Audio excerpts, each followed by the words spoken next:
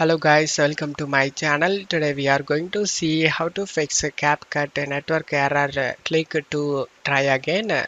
Let's fix it guys. Just need to go to search menu and type settings. Click on open it. On left side select network and internet. On right side select VPN. Next to VPN connection select add VPN. And now VPN provider, click on this drop down and select Windows built-in. And connection name, give it as any name you want. I'm gonna give it VPN1. And server name or address. To find this you just need to open up a Chrome and search VPN gate and press enter. Select the first link. Now you just need to scroll down. Now you just need to copy this server address guys.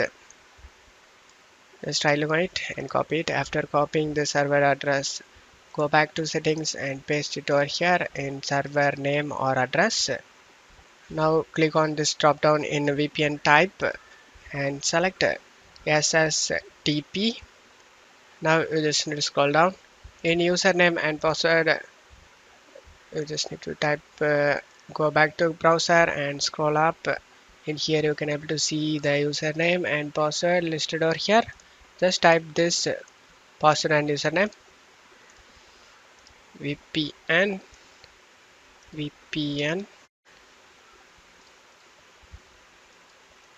After typing it, select the save option, and now you just need to select the connect option next to VPN1.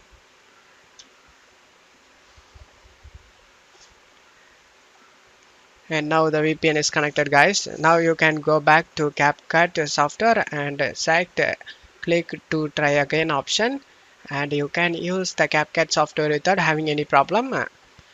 After video editing is completed, you just need to come back to this page and select the disconnect option guys, or you can also select this internet option over here.